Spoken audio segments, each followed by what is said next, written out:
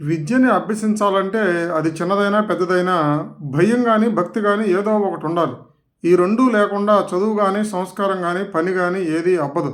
అది కేవలం పుస్తకాల్లో ఉన్నదే గాదు. ఏ పనైనా సరే, చేతి పనైనా సరే. ఉదాహరణకు ఒక మెకానిక్ షాప్‌లో ఒక బుడ్డోడిని తీసుకోండి. వాడు 10 ఏళ్ళో, 11 ఏళ్ల వయసులో వాడిని మేస్త్రి దగ్గర చేరుస్తారు. మేస్త్రి వాడికి ఏది చెప్పడు. వాడు ఏదైనా చూసి నేర్చుకోవాల్సిందే. మేస్త్రి ఏం చేస్తాడు? అదే మూడో నంబర్ నుంచి తీసుకురా అంటాడు. పాపం వీడికి మూడో నంబర్ నుంచి ఏదో తెలీదు. ఏదో ఐదో నంబరో, ఆరో నంబరో తీసుకొస్తాడు.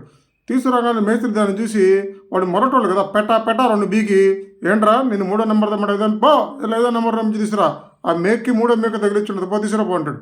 వీడు ఎమ్మట వెళ్ళిపోయి ఆ మూడో నెంబర్ మేకు దగ్గర నుంచొని మూడో నెంబర్ మేక్కి, మూడో నెంబర్ మేక్కి, మూడో నెంబర్ నుంచి, మూడో నెంబర్ మేక్కి, మూడో నెంబర్ నుంచి అని వీడు చాలా జాగ్రత్తగా గుర్తుపెట్టుకుంటాడు.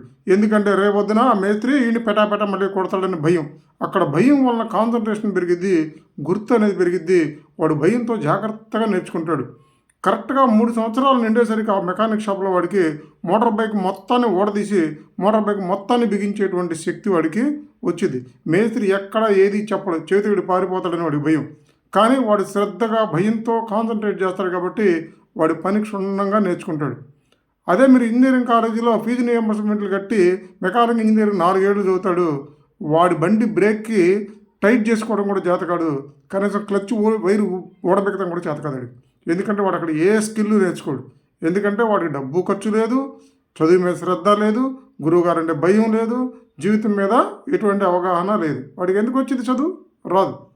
కాబట్టి భారతదేశంలో చక్కగా చదువుకోవాలంటే భయం అన్నా ఉండాలి, భక్తి అన్నా ఉండాలి.